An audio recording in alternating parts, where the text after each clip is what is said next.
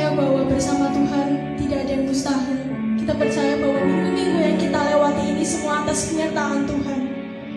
Kita percaya bahwa apapun yang kita minta ada di dalam Tuhan.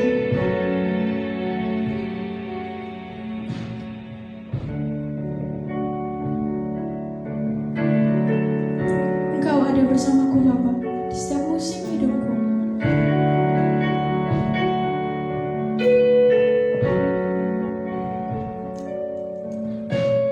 Kau ada bersamaku di setiap musim hidupku. Tak pernah kau biarkan ku sendiri.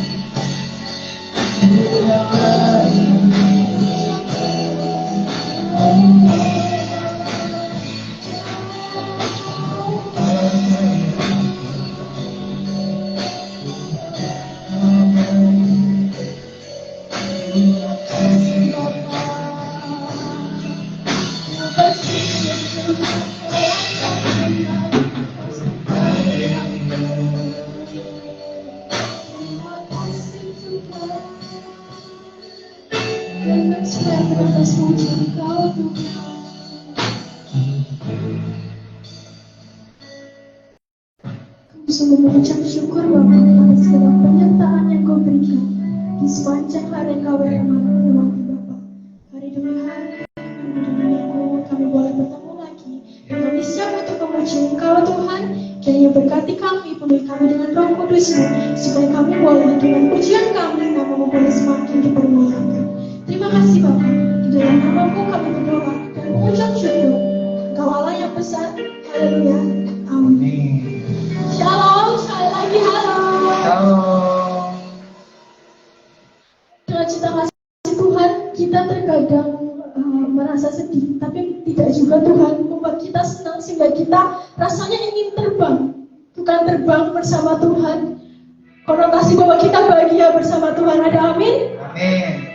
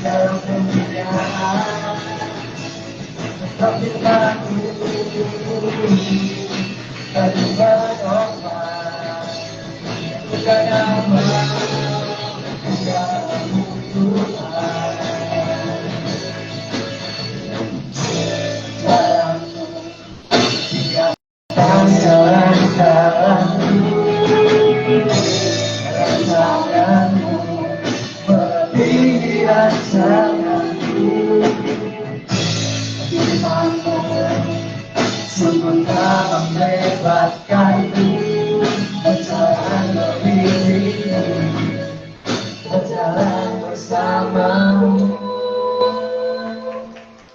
Katakan, ku kan terbang tinggi di awan Bersamamu dalam kemuliaan, seperti firman-Mu dalam menopang. Bukan apa dalam Tuhan, bukan apa di awal. Bersamamu dalam kemuliaan, seperti firman-Mu dalam menopang. Bukan apa Tuhan, bukan apa dalam Tuhan, bukan apa dalam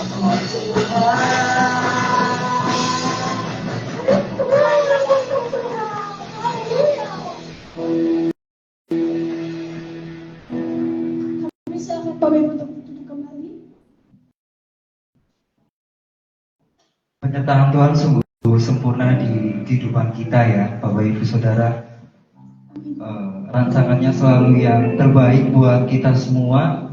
Mari kita terus tetap percaya kepadanya, terus berharap, jangan lemah iman. Mari kita siapkan hati kita untuk mendengarkan firman Tuhan. Mungkin jalan Tuhan tidak selalu apa yang kita suka, tapi itu yang sudah terbaik yang Tuhan sediakan bagi kita.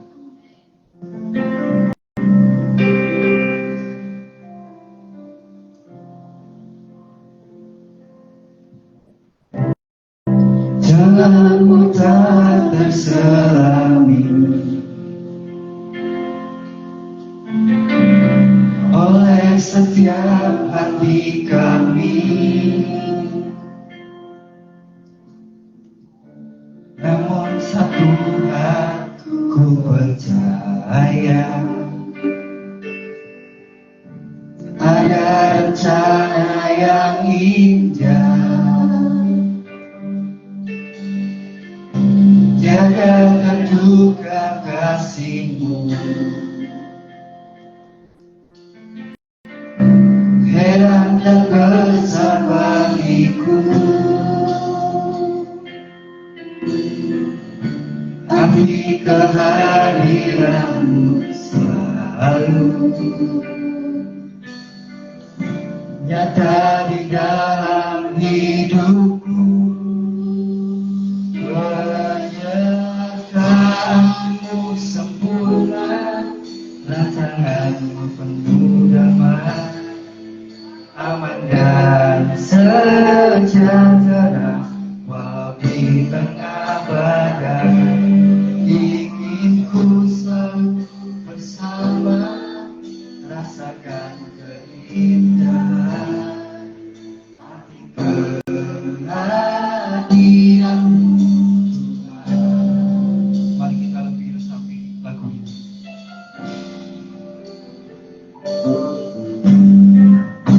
Jalanmu tak terselami oleh kami Tuhan. Oleh setiap hati kami. Namun satu hal ku percaya, sana yang indah. Ada rencana yang indah. Jawatan juga kasih-Mu, heran dan besar kasih-Mu. Hati kehadiran-Mu selalu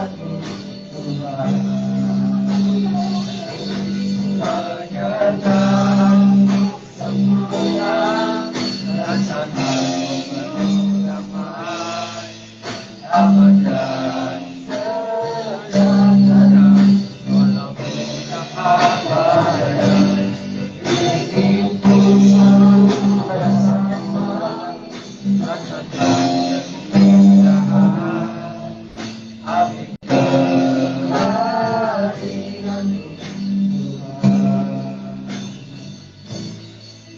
api kehadiran-Mu Tuhan, api kehadiran Tuhan.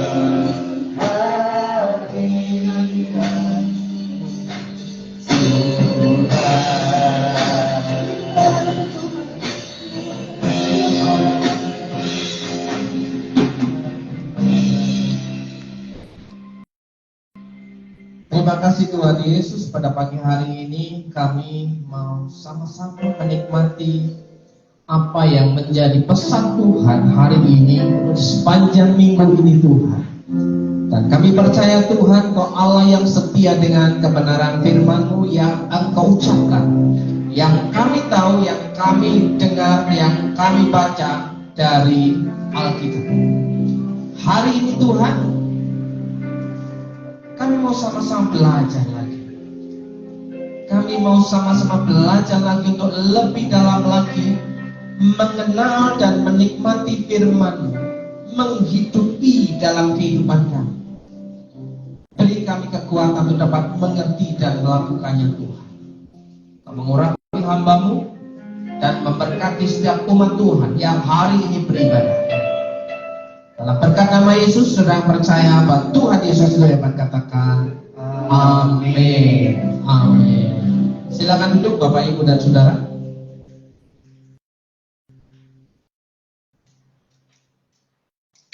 Shalom. Selamat pagi. Saudaraku yang dikasihi Tuhan, hari ini kita akan belajar lagi bersama-sama bagaimana melayani Tuhan.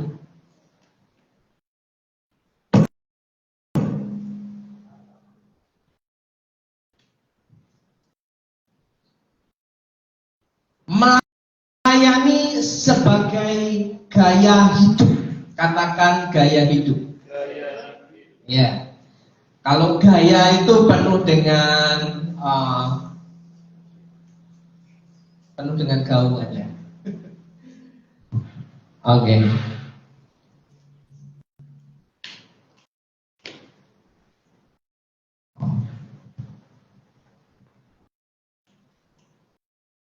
Melayani sebagai gaya hidup, saudaraku yang dikasihi Tuhan. Saya akan membacakan untuk saudaraku yang dikasihi Tuhan.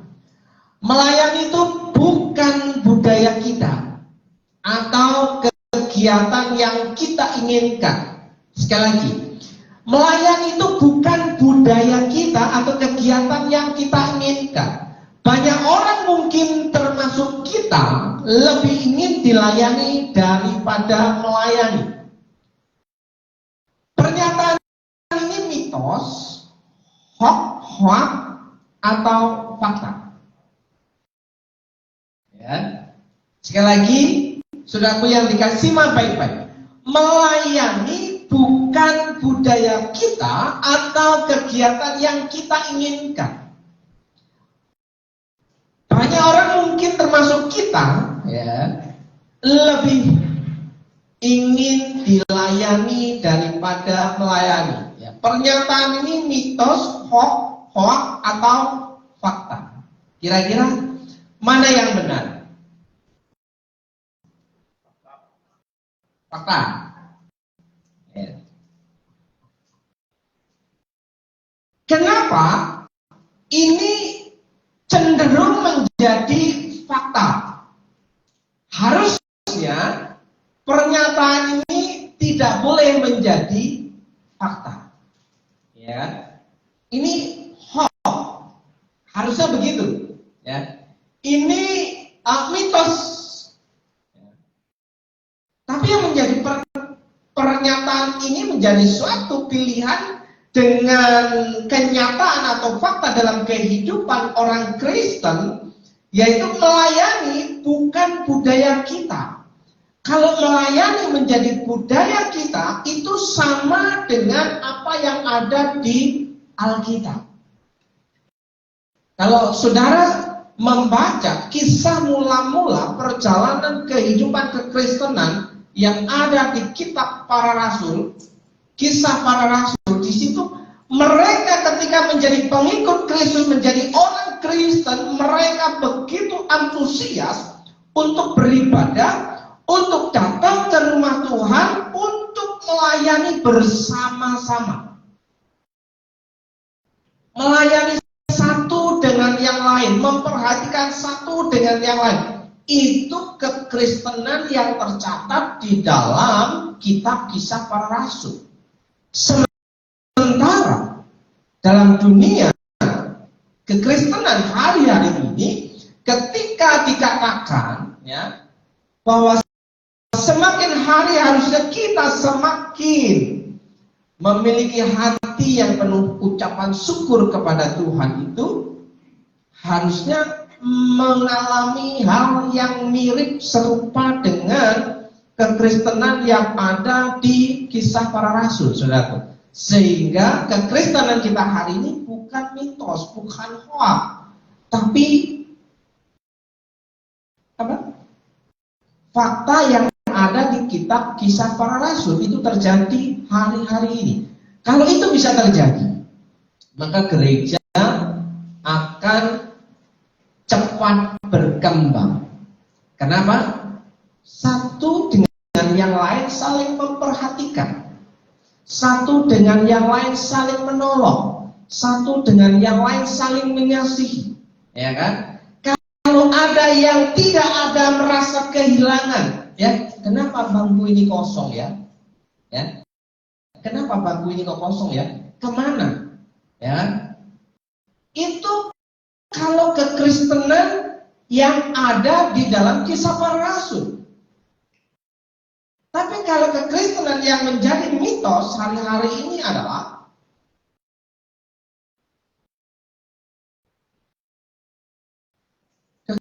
kekristenan itu ibaratnya sesuatu yang menjadi barang langka seperti yang ada dalam Alkitab. Harusnya ketika bangku yang ada di samping kita ini kosong, kita bergerak dengan sendirinya. Kita bergerak dengan sendirinya, ya kan? Karena kita masing-masing punya alat komunikasi, masing-masing punya HP, masing-masing punya nomor WA yang ada di grup gereja. Ya. Bisa langsung dikontak, bro, sis, tante, oma, kemana? Ya kan? Sudah punya nomor kontak, tapi tetap kan? Ya, tetap bertanya kepada orang yang harusnya langsung bisa kontak. Nah, saudaraku yang dikasih, kalau itu yang terjadi hari-hari ini, ya, maka pertumbuhan, perkembangan rohani orang Kristen itu akan menjadi sehat. Kenapa? Karena saling memperhatikan. Nah, coba bayangkan Bapak Ibu, kalau kita masing-masing bergerak, ya, kita masing-masing bergerak, maka yang terjadi adalah pekerjaan yang besar itu akan terasa ringan, ya. Tapi kalau semua ditangani satu dua orang, dikontak satu dengan dua orang yang lain, hanya dia cuma kemana, gitu kan? Terus yang bekerja siapa? Yang menjadi persoalan di situ. Nah, ibu bapak saudaraku yang dikasih Tuhan, semoga ini menjadi mitos, ya. Melayani itu bukan budaya kita, harusnya menjadi budaya kita, ya. Atau kegiatan yang kita inginkan,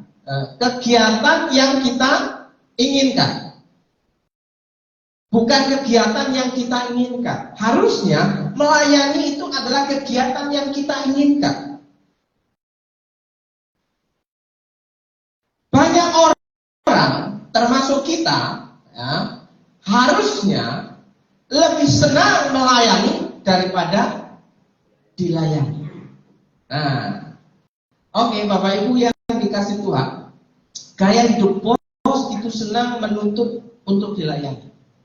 Perhatikan baik-baik, kalau orang yang sudah memposisikan dirinya sebagai bos, big boss, tuan besar, maka dia akan menuntut orang lain untuk melayaninya. Ya. Menuntut orang lain untuk melayaninya. Dia akan duduk manis, dia akan hanya meninggal, mengangkat jarinya, dan mulutnya berkata, perintah, perintah, perintah. Saudaraku, itu gaya hidup bos. Ya kan? Kalau bos itu kan memang gayanya begitu. Ya. Sedangkan gaya hidup hamba itu rela untuk melayani.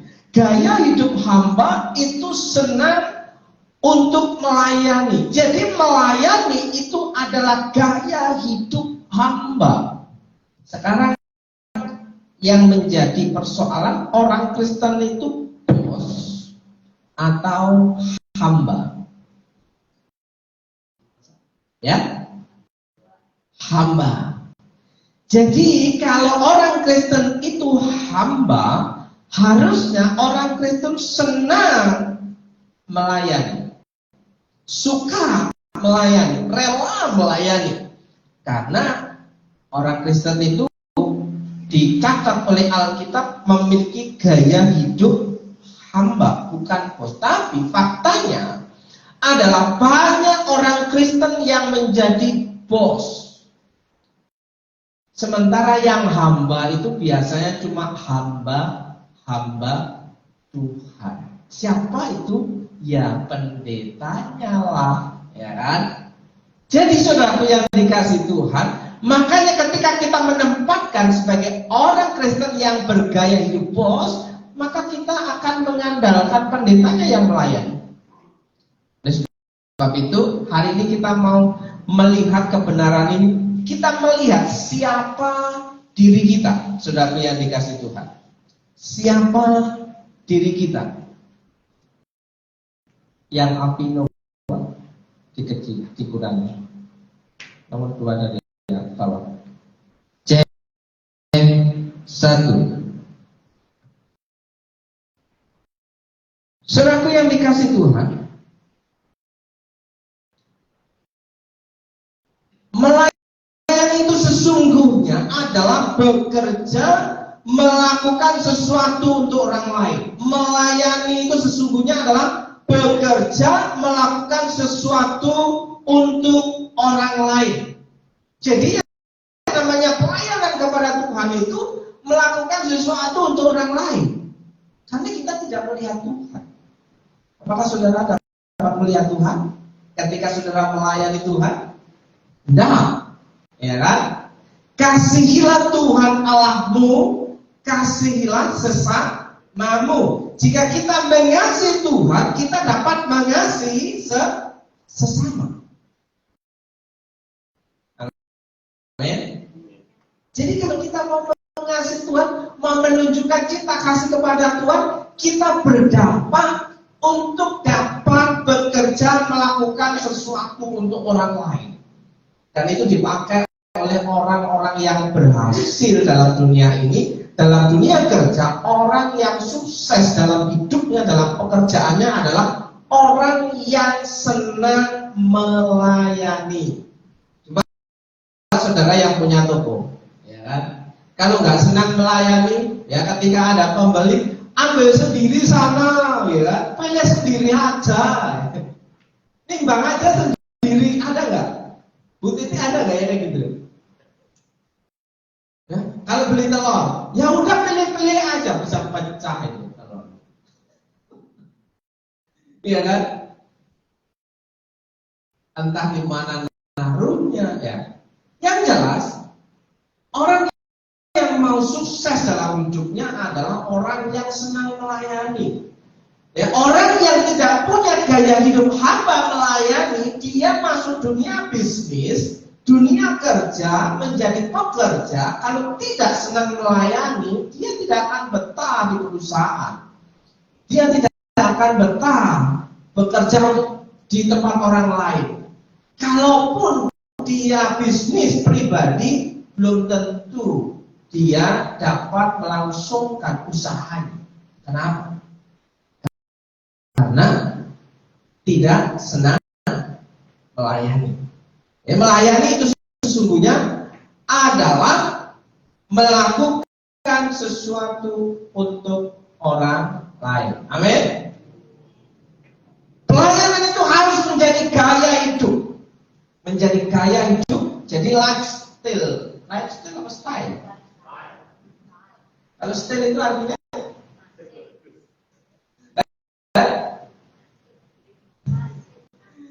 ya itu lagi.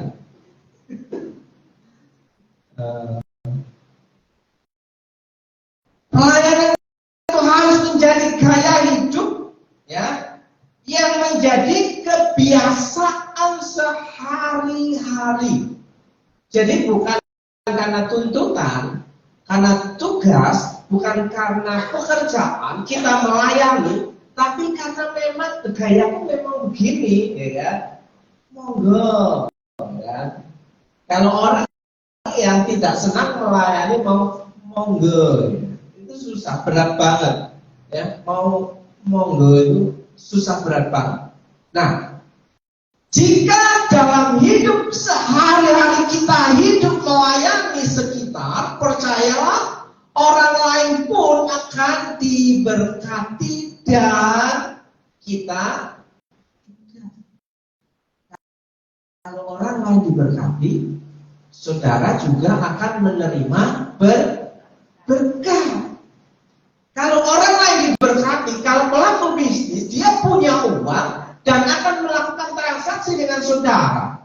Tapi kalau orang lain tidak diberkati, orang lain tidak punya uang, tidak bisa melakukan transaksi dengan saudara. Makanya ketika orang lain diberkati, ketika kota diberkati, maka kita juga akan menikmati berkah. Karena berkat itu tidak jatuh gedebluk dari langit, ya kan? Tuhan berkati aku, langsung ada uang jatuh, jeblok. Mungkin tidak. Kecuali pas ada orang dermawan yang bagi-bagi uang dari atas pesawat atau dari rumah tingkatnya, ya. Tidak ada yang mustahil bagi Tuhan. Tapi itu kejadiannya 1000 dibanding 1. Hanya pada waktu-waktu paceklik saja. Kalau lagi tenang kayak gini, mana ada yang bagi-bagi uang? Coba pada waktu pandemi COVID kemarin, semua bekerja dari rumah, ya kan? Banyak orang-orang dermawan baru bagi-bagi uang dalam amplop, bagi-bagi makanan dalam amplop, di foto-foto, ya. Sekarang mana? Nggak ada. Kalaupun ada 1 dibanding 1, kita tidak jumpai hari-hari ini. Nah, saudara yang dikasih Tuhan, mari kita sama-sama menjadi pelaku firman, saudara yang dikasih. Kita akan membaca Markus pasal 10. Kita akan belajar dari Tuhan Yesus, ya. Kita akan melihat kebenaran apa yang disampaikan Tuhan Yesus kepada para murid pada waktu itu. Karena pada waktu itu ada 2 orang muridnya yang menginginkan posisi, yang menginginkan jabatan, yang menginginkan status dalam pelayanan untuk mendapatkan keuntungan pribadi.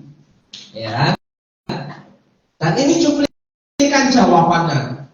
Ya, kita akan melihat Markus 10 ayat 43 sampai dengan 44. Saya membaca yang gadil, saudara baca ayat yang genap. Ya, demikian firman Tuhan. Tidaklah demikian di antara kamu, barang siapa ingin menjadi besar di antara kamu, hendaklah ia menjadi pelayanmu.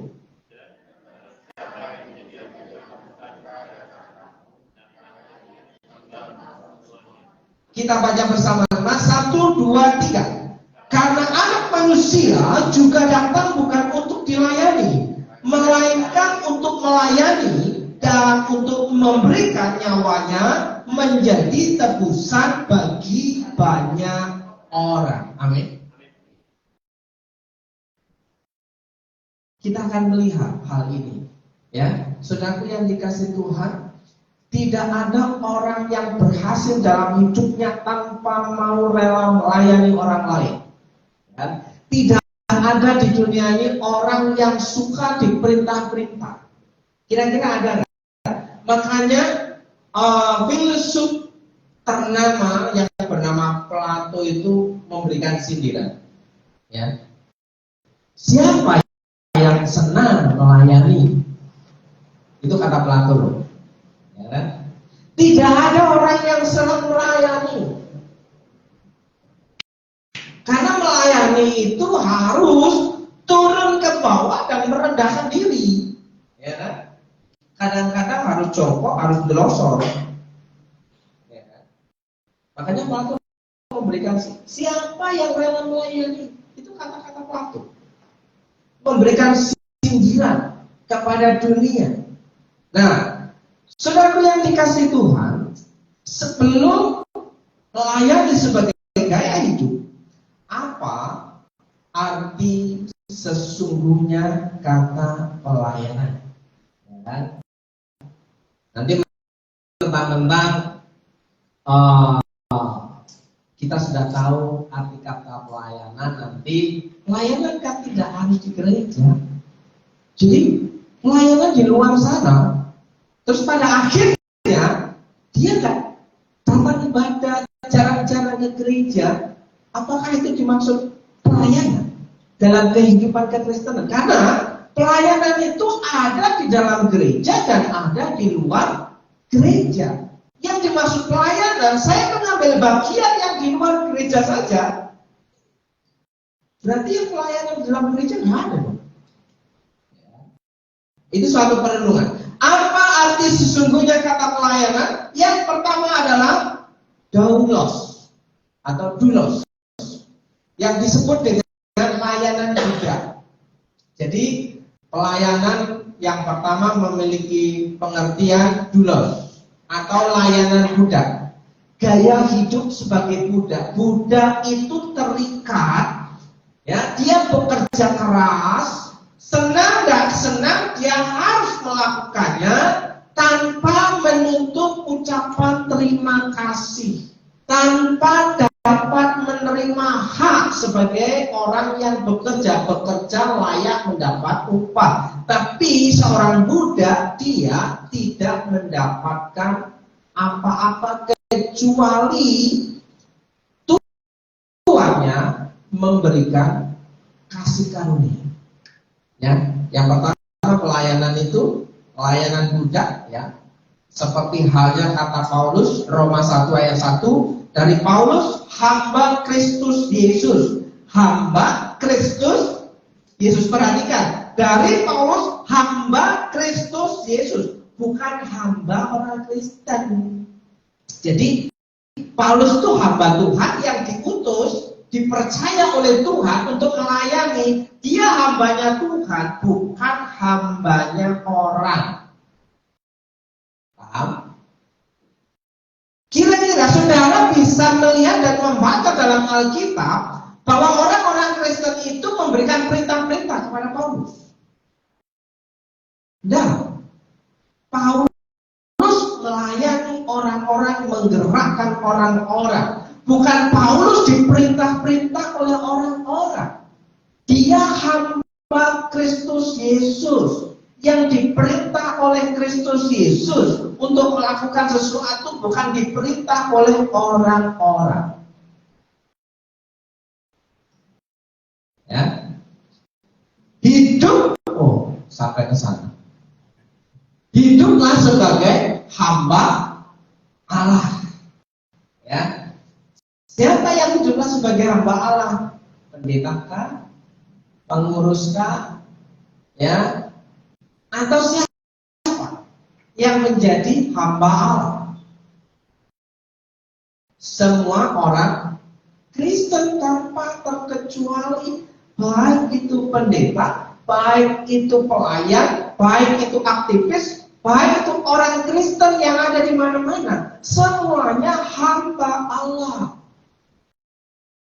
Jadi, saudaraku yang dikasih Tuhan, menjadi Kristen memiliki gaya hidup layanan udah rendah banget ya. Apakah begitu maknanya? Ya kan? Oke, yang kedua, ya apa arti sesungguhnya kata pelayanan? Itu yang kedua adalah liturgi. Liturgi itu bermakna kerja bersama, kerja sama-sama melayani dalam peribadatan kepada Allah, kepada Tuhan. Ya. Liturgi itu yang ada dalam tempat ibadah. Mulai dari pintu gerbang sampai ke belakang. Ya kan? Kalau liturgi dalam ibadah acara ibadah itu mulai dari shalom, ya kan? Ada pujian, ya, ada penyembahan, ada khotbah, ada persembahan, ada doa dan doa berkat penutup. Itu liturgi, ya kan? Orang yang melakukan dalam peribadatan itu disebut liturgos. Apa? Liturgos. Jadi orangnya itu liturgos. Liturgos itu orang yang melayani dalam ibadah. Kerja bersama. Kerja sama-sama dalam melayani peribadatan. Jadi orang Kristen dalam ibadah itu sebenarnya bukan pengunjung. Mau Bapak Ibu dikatakan pengunjung? Pengunjung ibadah, ya. Pengunjung ibadah, tamu dalam ibadah. Kira-kira layak nggak orang yang beribadah kepada Tuhan itu disebut dengan pengunjung atau tamu? Bukankah masing-masing adalah hamba Tuhan? Masing-masing adalah hamba Allah. Harusnya bisa saling memperhatikan. Tidak harus menuntut untuk diperhatikan. Ingat, yang menuntut untuk diperhatikan adalah bos.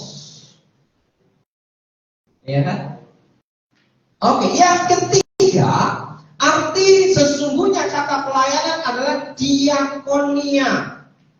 Diakonia itu kalau dalam Kisah Para Rasul disebut pelayanan meja. Pelayanan meja identik dengan pelayanan kasih. Kalau dalam gereja dikenal dengan pelayanan sosial, ya, sosial gospel, Injil yang dapat dirasakan oleh orang lain.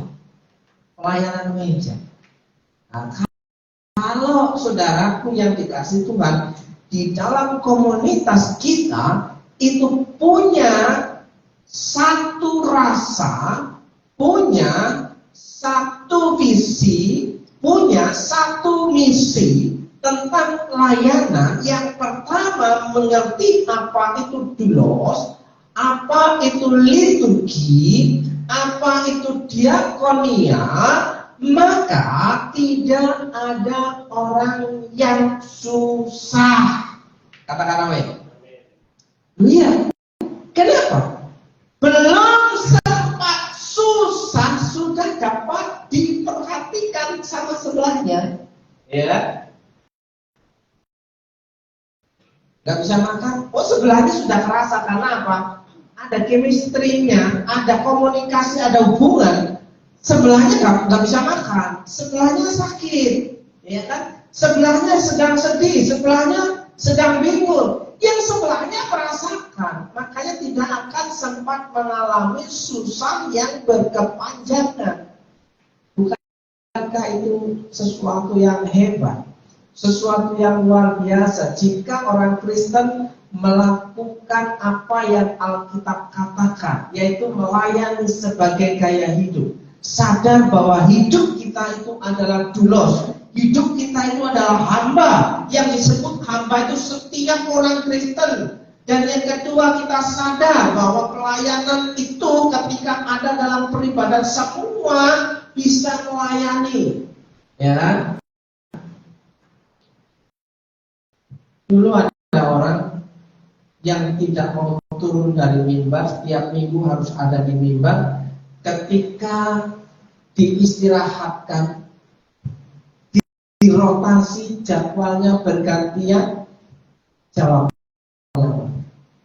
apa kata dunia, saya ada di bawah.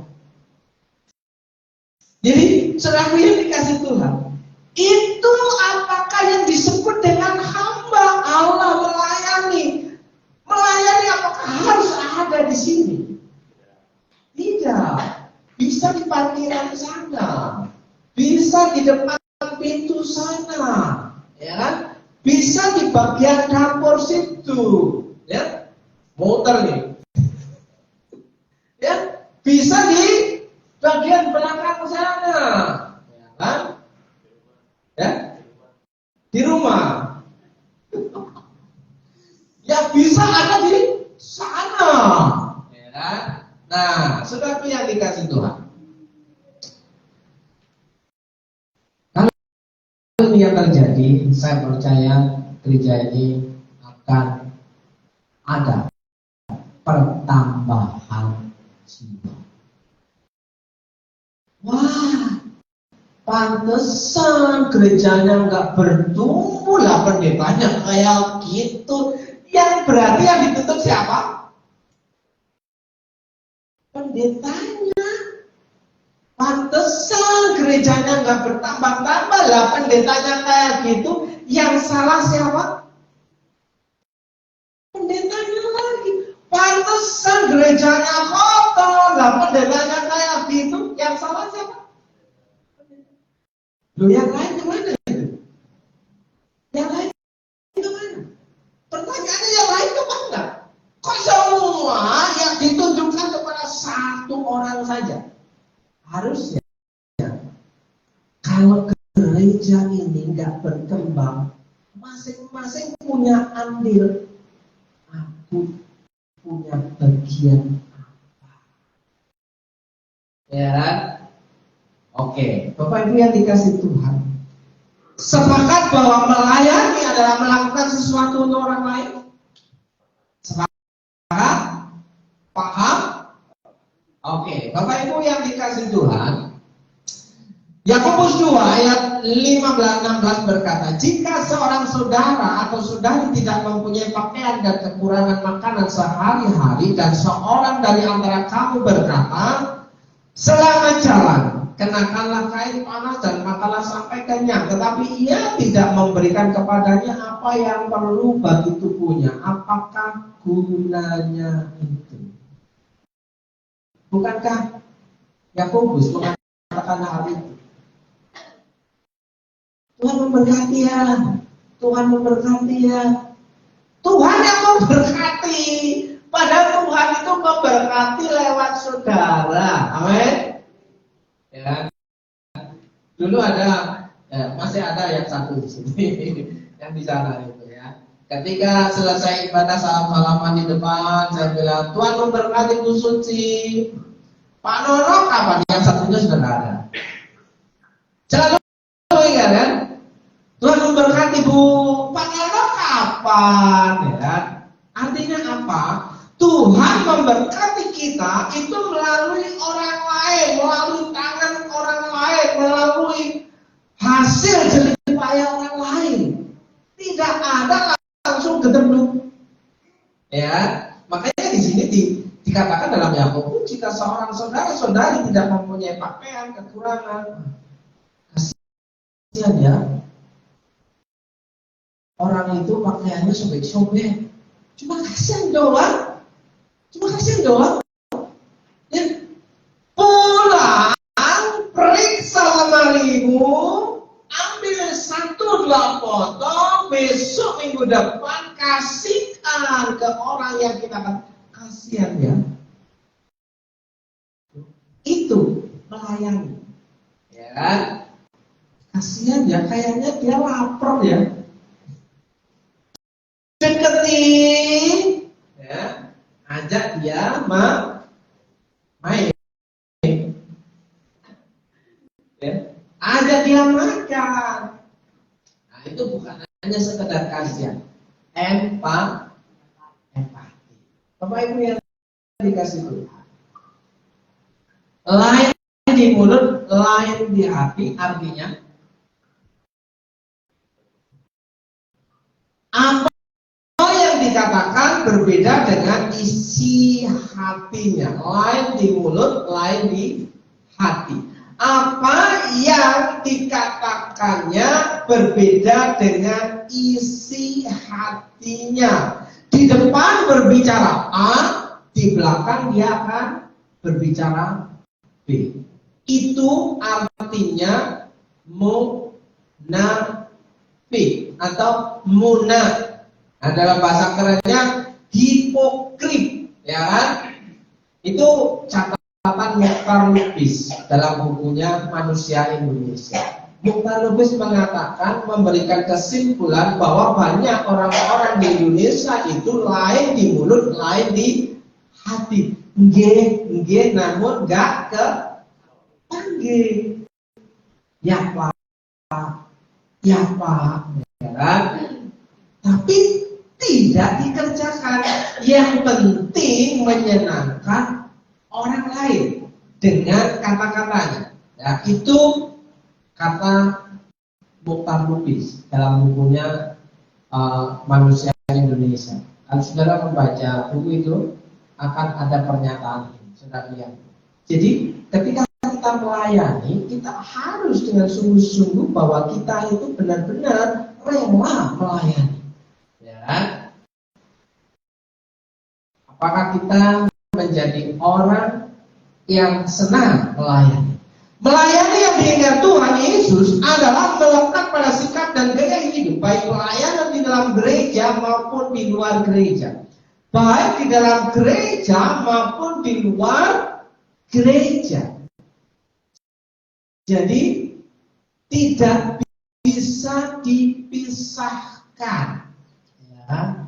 Aku yang di luar aja, yang di dalam lu aja bro. Ya kan? Saudara, saya pernah ketemu, ya, ketika saya ketemu dengan seseorang ngobrol bahwa, oh iya, saya juga pelayanan, saya dulu aktif, ya, saya sudah pensiun, saya juga hamba Tuhan, ngaku sebagai hamba Tuhan, saya juga hamba Tuhan, tapi saya sudah pensiun. Saya tanya kaget, umurmu piro kok pensiun? Kok gak jauh beda dengan saya? Kok katanya sudah pensiun? Umurmu piro kok pensiun? Oh enak lah, aku loh gak iso pensiun. Sudah kelihatan lah. Sedikit ketika saya tanya-tanya informasi tentang orang ini, ternyata saudara yang dikasih Tuhan, dia mengaku sebagai hamba Tuhan, dia melayani di gereja, tapi pendak ada panitia Natal dan Paskah. Minggu-minggu biasa belas orang gereja. Ada itu. Dan ketika jadi panitia, apa job desk-nya? Karena kalau job desk-nya setiap kali ada acara, itu keamanan identik dengan apa? Something wrong. Iya kan? Kenapa dia? Oh, kalau keamanan dia pas di situ. Cuma pas acara Natal dan Paskah, hari besar perayaan, dia ikut jadi panitia keamanan, bagian di luar. Tahun 2 kali Paskah dan Natal. Wow. Apakah itu melayani? Sementara hari minggu demi minggu dia nggak pernah ibadah, ya kan? Nah, hari-hari minggunya, hari-hari kesukaannya dia naik ke gunung 3 hari, naik ke gunung 5 hari, naik ke gunung seminggu, turun gunung. Apa musafir. Apakah masih ada musafir hari ini? Apakah masih ada musafir hari ini? Ya, melayani itu sudah menjadi panggilan dan tanggung jawab semua orang yang mengaku sebagai pengikut Kristus. Orang yang menjadi pengikut Kristus, dia memiliki tanggung jawab untuk melayani, karena itu adalah panggilan. Katakan panggilan. Jadi melayani dengan rela hati, melayani dengan senang hati. Nah, ini gambar orang Kristen kan. Kata Bu Suci, Pak, tadi ada berita hoak katanya. Saya kaget, ada berita hoak ketika ada pemakaman ya Yuni. Apa Bu Suci?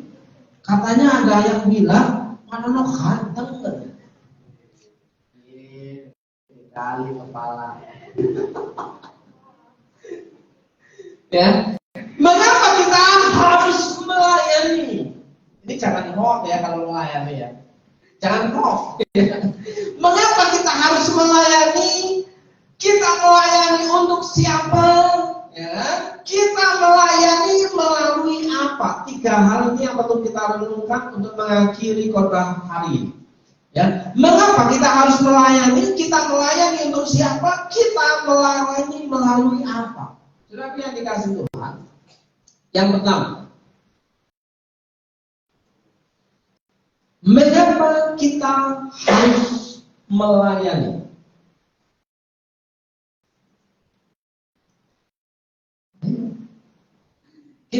Kita melayani adalah karena Tuhan sudah melayani kita lebih dahulu.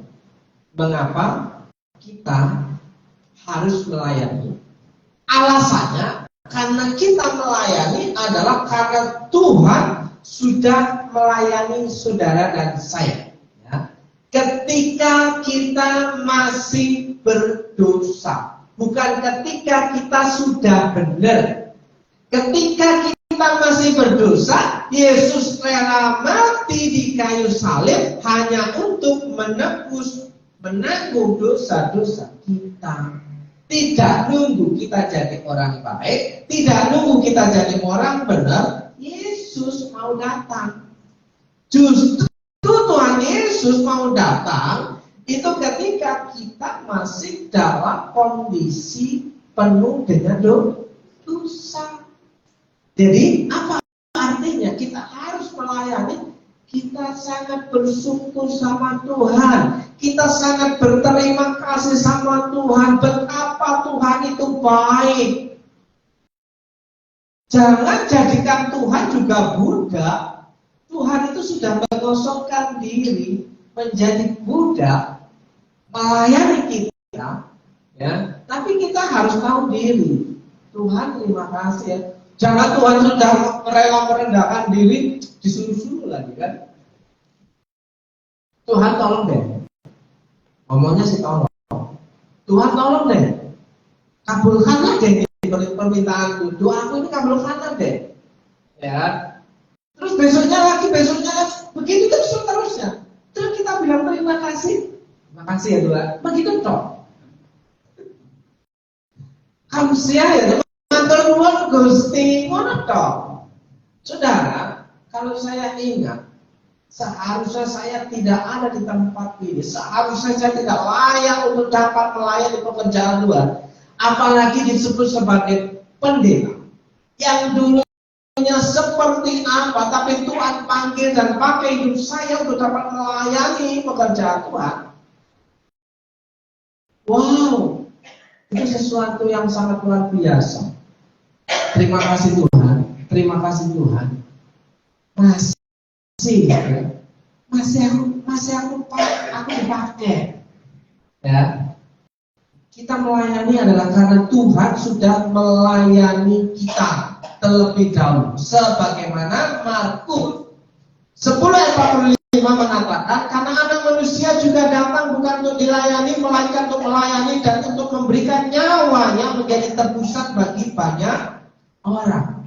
Ya, menjadi tebusan bagi banyak orang, memberikan nyawa. Jadi apa? Melayani itu identik dengan memberikan nyawa untuk orang lain. Ya kok enak. Lihat, kalau melayani itu memberikan nyawanya untuk orang lain, pasti jawab, lah kok enak temen. Ya, saudaraku yang dikasih Tuhan, itu yang namanya melayani sebagai gaya hidup. Ya, memberikan diri untuk orang lain, memberikan waktu untuk orang lain, memberikan tenaga untuk orang lain. Nah, kalau kita menjadi orang yang egois dan bergaya hidup bos, lah kok enak kue sopo, ya kan? Nah, saudara yang dikasih Tuhan, karena kita ini buatan Allah, diciptakan dalam Kristus Yesus untuk melakukan pekerjaan baik. Jadi melayani itu melakukan pekerjaan baik yang dirancang Tuhan sebelum dunia dijadikan kepada setiap kita masing-masing, yang begitu ajaib. Kita dirancang untuk melakukan pekerjaan melayani. Katakan melayani.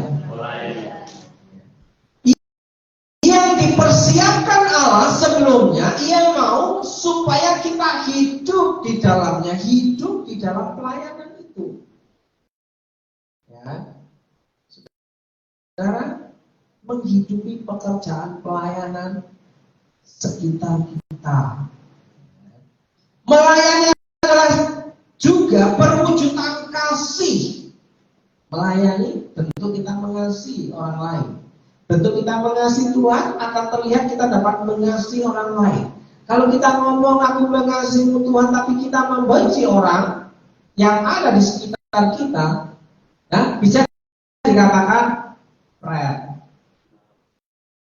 munaroh, munah, ya munah, kan?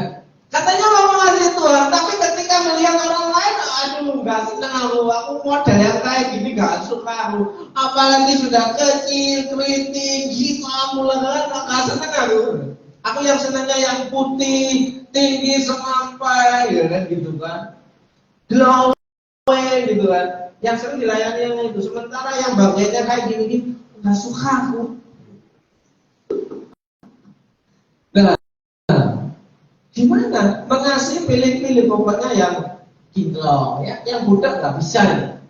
Itu bagianmu aja lah bro. Waduh, yang ketiban bolong ini loh yang nggak enak. Semua dibruin, itu bagianmu lah, itu bagianmu. Nah, bagianmu toh. Oke, yang kedua, kita melayani untuk siapa?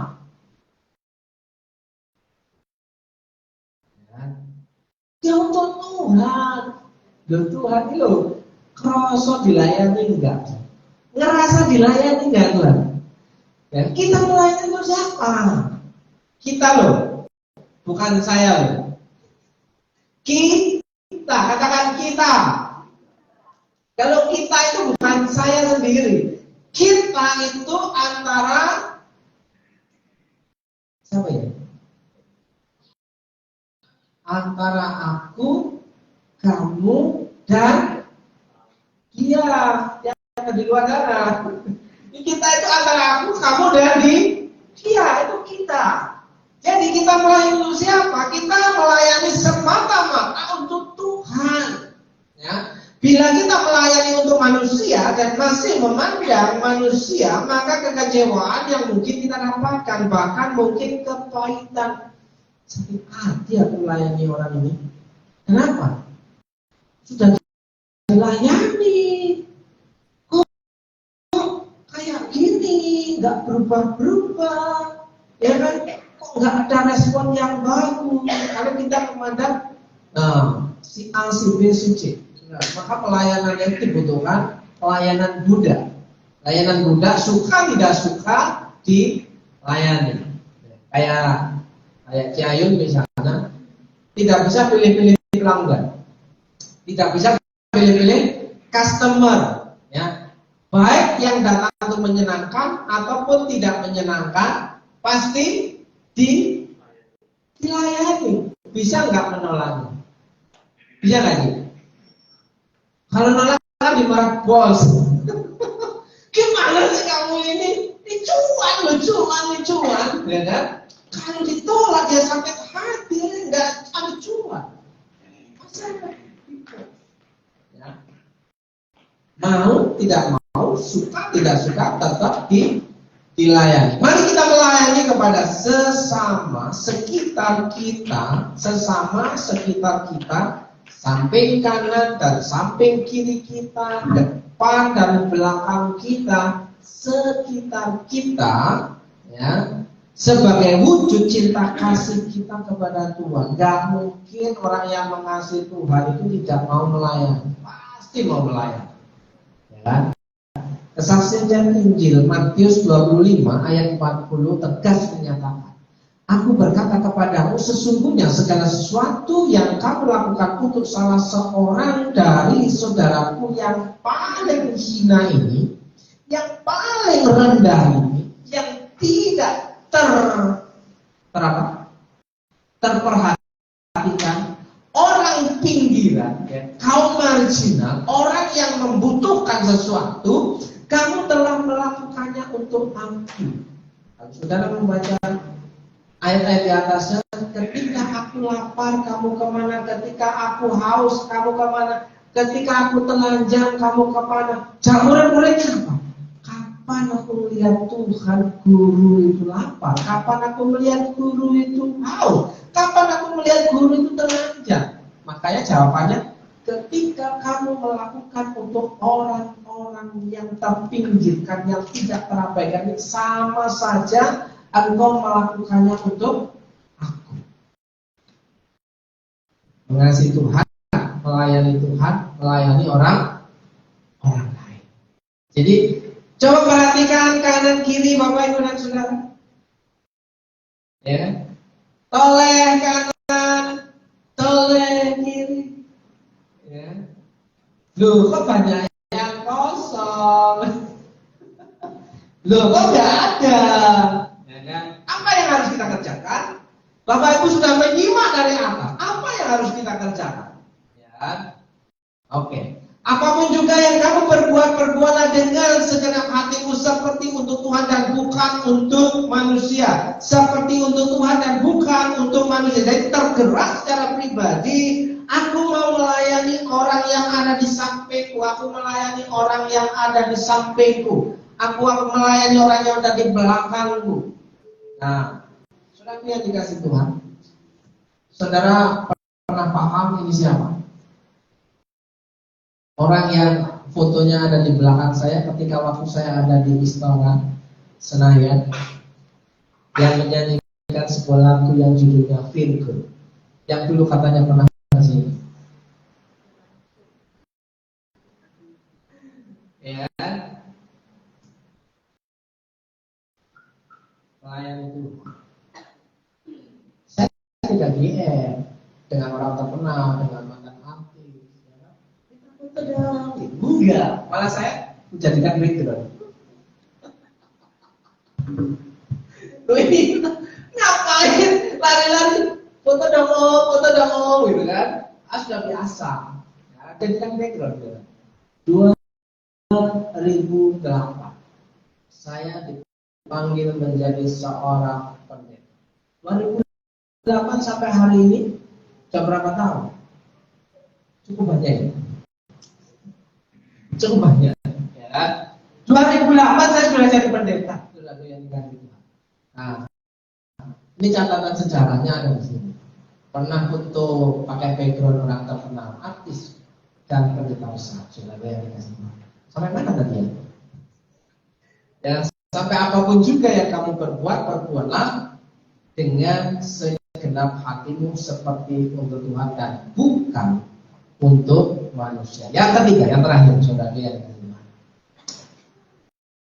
Kita melayani melalui apa? Ya. Kita melayani melalui apa? Kita melayani melalui segala kemampuan. Apa yang kita mampu? Melayani melalui segala talenta karunia. Apa yang kita bisa, talenta kita. Melayani melalui kepribadian dan pengalaman. Ya, kepribadian dan pengalaman itu gaya hidup kita sehari-hari yang telah Allah anugerahkan kepada kita. tidak terbatas tempat dan waktu. Ketika kita sedang bekerja, kita bisa melayani orang lain di tempat kerja. Ya kan? Ketika kita ada di mall, ya, ketika ketemu dengan orang yang melayani orang yang kita temui di mall, Bapak Ibu yang dikasih, itu gaya hidup. Di mana saja saya berada, kadang-kadang istri saya itu enak melihatnya, nunggunya. Ya, kalau saya sedang ngobrol dengan orang, dia udah neku, pasti lama ini, kan? Karena apa? Itu gaya hidup, ya. Ketika ketemu dengan tukang pijat di Supermall pada waktu itu sama Pak Mukhtar, ya. Ketika kita lagi jalan-jalan kemana, ya, saya ngelosol aja ke itu yang ada tempat pijatnya, apa? Display. Ya, Advan ini. Ya. Saya deketin. Niatnya mau pijat. Mau bayar oke. Ya. Ngobrol-ngobrol. Duduklah di kursi pijat itu sudah ya. Ngobrol-ngobrol, kenal ternyata dia orang Jawa. Ternyata Jawa Timur. Madura. Langsung ngobrol sudah. Ternyata dia juga orang jebolan dari Pondokan. Wah, tambah senang. Ngobrolnya semakin gayeng. Tak tahu dia bicara dengan penting. Tapi saya senang ngobrol dengan dia. Sampai pada akhirnya saya tanya, bayar berapa Mas? Bayar boleh, enggak bayar boleh. Coba sini, ada berkatnya tuh. Bayar boleh, enggak bayar boleh. Tapi ketika yang kedua ke Rita Supermall, saya aja lagi Pak, enggak di tengah tuh enggak ada yang lain. Cuma kesempatan tuh 1 kali rupanya. Coba kalau 2 kali, saya sering-sering ke situ. Setiap bulan saya jatah itu pijat. Gak bayar boleh, gak bayar boleh coba. Saya kasar saja lah, gak apa-apa. 10.000, oke. 15.000, oke. Bisa kasnya, ya. Tapi yang menjadi gaya hidup adalah ketika kita bisa ngobrol dengan dia, ya. Lama-kelamaan sampai pada ending, ya. Oke, surat Rasul Petrus dalam 1 Petrus 4 ayat 10 menyatakan, melayanilah seseorang akan yang lain sesuai dengan karunia yang telah diperoleh tiap-tiap orang sebagai pengurus yang baik dari kasih karunia Allah. Layanilah seorang akan yang lain. Ketemu dengan siapa saja, ya. Sebagai pengurus yang baik dari kasih karunia, kita mendapatkan kasih karunia, talenta, karunia, kemampuan, kepribadian, pengalaman, kita bagikan kepada orang lain. Ada yang bilang, wah, apalagi yang berhubungan dengan pekerjaan, apalagi yang berhubungan dengan makanan, wah, tambah kaya ngobrol itu kan. Endingnya, ya itu tadi, ada celah sedikit, masuk Pak Eko. Ada celah sedikit, masuk Pak Eko. Gitu. Nah, itu gaya hidup walaupun pasangan saya tidak tahu. Ya, mau belanja ke pasar pun, mau ke tukang sol sepatu, tetap aja modelnya sama, ngobrol, ya kan? Ke tukang parkir apalagi, kita parkir jadi nggak bayar.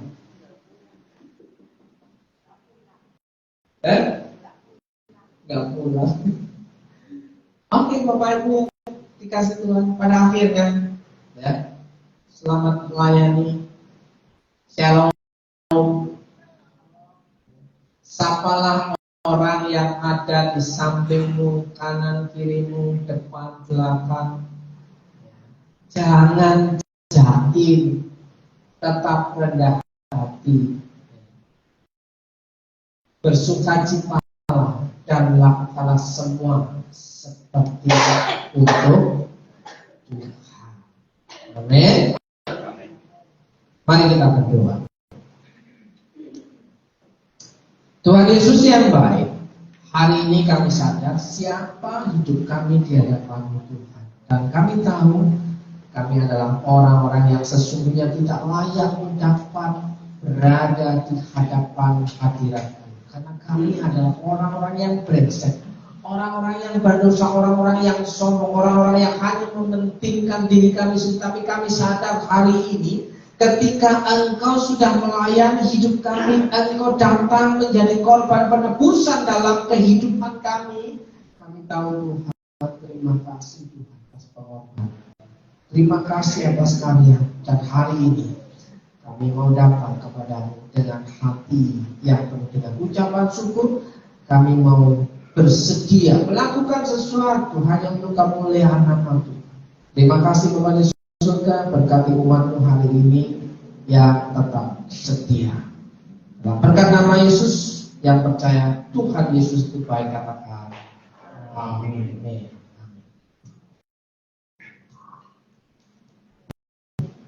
Puji nama Tuhan ya, Bapak Ibu Saudara. Firman Tuhan pada siang hari ini mengubah paradigma kita tentang apa itu melayani. Hendaknya kita semua bisa melayani dimanapun kita berada, baik di rumah, sekolah, tempat kita bekerja, maupun di gereja. Mari Bapak Ibu kita persiapkan yang terbaik untuk Tuhan. Saya undang para keluarga kita untuk maju ke depan. Mari kita berdoa. Terima kasih Tuhan untuk penyertaan Tuhan yang selalu baru bagi kami setiap harinya. Terima kasih juga untuk berkat firman-Mu, kiranya dapat tertanam di hati kami menjadi bertumbuh dan berbuah. Tuhan, kami hendak memberikan apa yang kami punya, kiranya persembahan kami dapat Engkau terima. Terima kasih Tuhan, di dalam nama-Mu kami telah berdoa. Aku diberkati.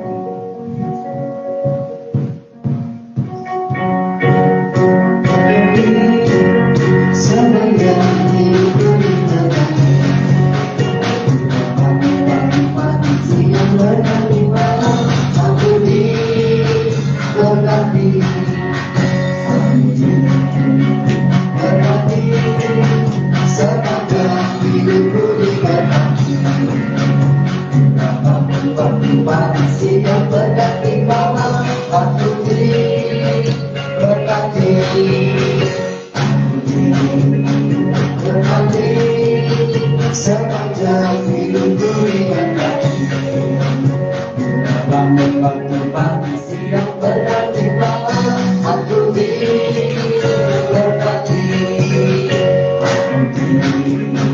berkati, sepanjang hidupku diberkati, bangun waktu pagi siang berganti malam, aku diberkati.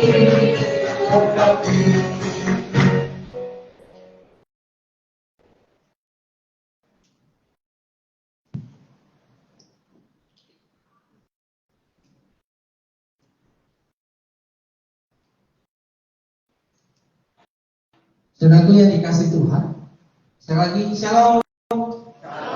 Sebelum kita mengakhiri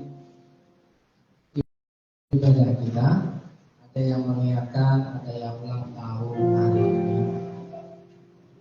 Kata Iskia, ada yang ulang tahun kan? Hari ini ada yang ulang tahun, Ibu Baba. Ibu Baba itu Ibu Ari. Ada yang kenal Bu Ari? Ya, ibunya siapa ya? Istrinya Bapak Giarto. Ada mau menyaksikan kita kasih Tuhan, Bu? Ayo. Nggak siap. Siap tidak siap harus siap. Ya, Bapak Ibu yang dikasih Tuhan, saya bersyukur Bapak Ibu dan saudara semua, siap atau tidak siap kita harus tetap melangkah untuk bergerak. Ya, Bapak Ibu, ya. Kita akan berdoa untuk Ibu Giarto dan juga untuk minggu yang lalu. Bapak Stephen 2 minggu yang lalu Minggu yang lalu ada Ibu Suci.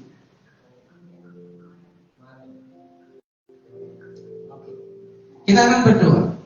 Terima kasih Tuhan Yesus yang baik. Kami percaya bahwa Engkau melihat umat-Mu hari ini dalam keadaan apapun, dalam pergumulannya, kami tahu bahwa Tuhan itu baik. Dan hari ini kami berdoa terkhusus untuk yang berulang tahun di sepanjang minggu yang sudah kami lewati. Dan terkhusus juga hari ini, tepat di hari ini, untuk Ibu Biarto yang sudah berulang tahun, usianya yang senja ini Tuhan. Kiranya Tuhan memberikan kehidupan yang penuh dengan sukacita, damai sejahtera terjadi dalam kehidupan, seperti halnya Tuhan Yesus katakan, damai sejahtera aku tinggalkan bagimu.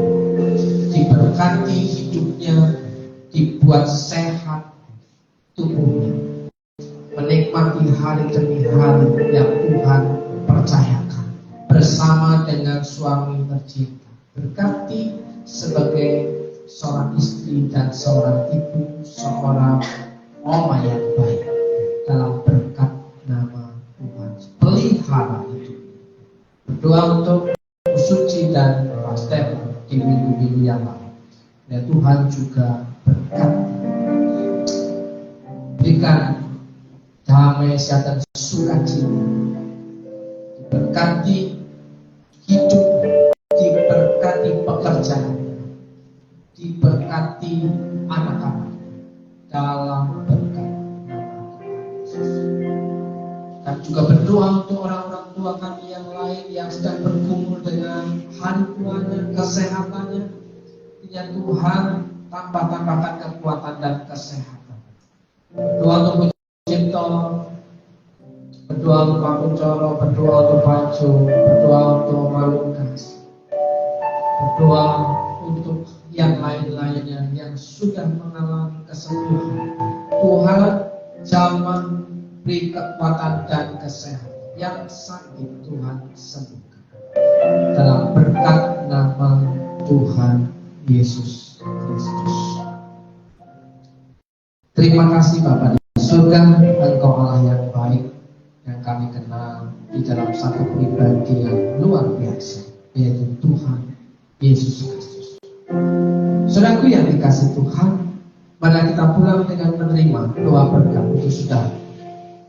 Jika engkau baik-baik mendengarkan suara Tuhan Allahmu dan melakukan dengan setia segala perintahnya yang kusampaikan kepadamu pada hari ini, maka Tuhan Allahmu akan mengangkat engkau di atas segala bangsa di bumi. Segala berkat ini akan datang kepadamu dan menjadi bagianmu jika engkau mendengarkan suara Tuhan Allahmu. Tuhan memberkati engkau dan melindungi engkau. Tuhan menyinari engkau dengan wajah dan memberi engkau kasih karunia. Tuhan menghadapkan wajahnya kepadamu dan memberi engkau damai sejahtera. Dalam berkat nama Yesus, diberkati hidupmu, diberkati keluargamu, diberkati anak-anakmu, diberkati seisi rumah dengan berkat-berkat yang baik. Yang sakit disembuhkan, yang sedang bergumul Tuhan berikan jalan keluar dan kekuatan.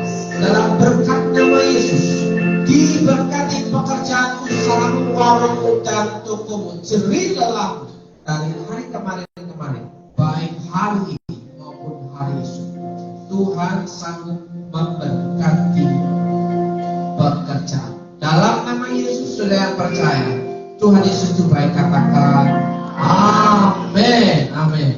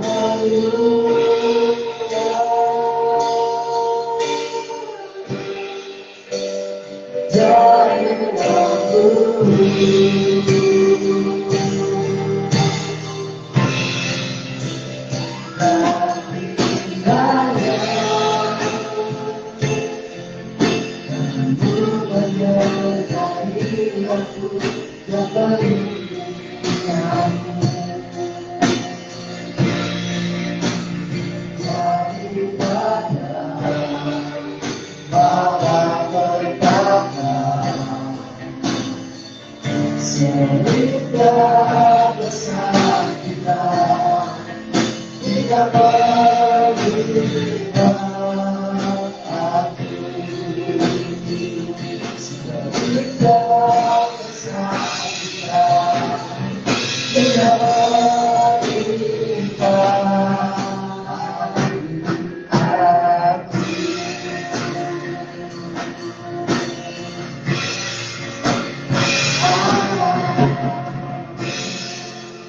hari Minggu, selamat hari Minggu, Tuhan Yesus memberkati.